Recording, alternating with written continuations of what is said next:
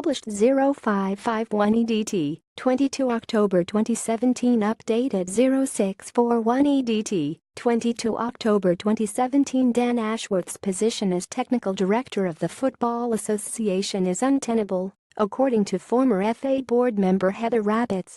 Ashworth has come under scrutiny along with FA chairman Greg Clark and chief executive Martin Glenn after 3 inquiries were needed to establish that former England women manager Mark Sampson made discriminatory comments towards Chelsea forward Ine Aluko and also Drew Spence.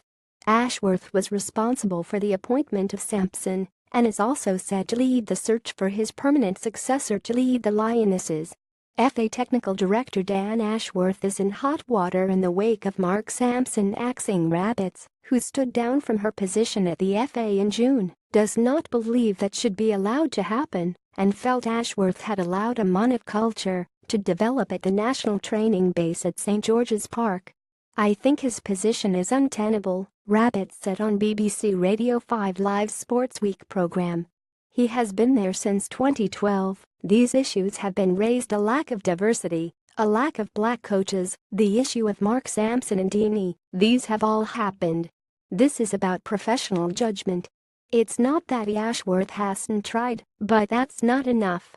You have the experiences that are set out before us, and if you were to talk to black coaches who feel that they are never going to get these roles, then there has to be a time for a change." Sampson was eventually sacked last month following evidence of what the FA described as inappropriate and unacceptable behavior in a previous job. Sampson was sacked as England women's boss over claims of inappropriate and unacceptable behavior involving players at previous job, while a coach at Bristol Academy on Wednesday, independent barrister Catherine Newton concluded in her final report that Sampson twice made discriminatory comments towards Aluko and teammate Spence.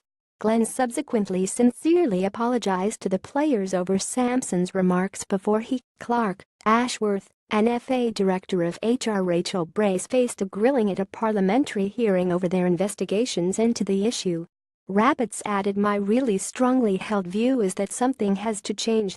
One of the reasons I left slightly early in terms of being the first person of color, the first woman on that board, is that this issue of the National Football Centre, which should be leading best practice, is a monoculture, and that is not acceptable."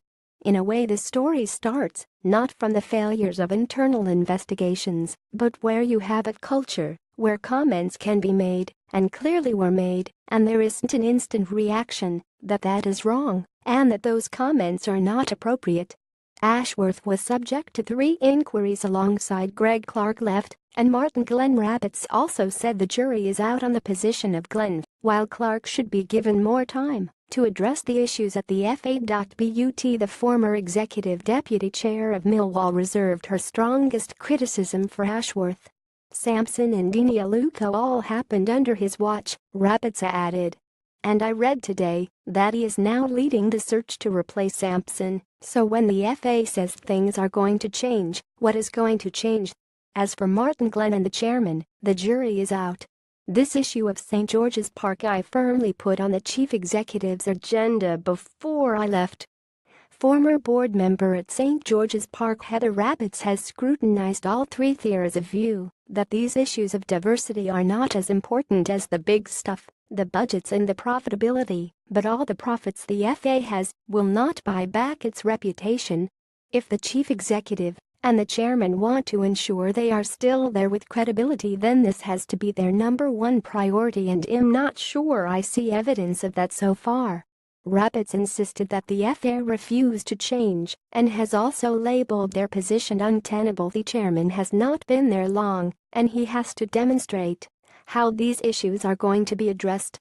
In terms of Martin Glenn, I would find it difficult to give a vote of confidence unless I had a real assurance that change was going to happen, starting with the National Football Centre.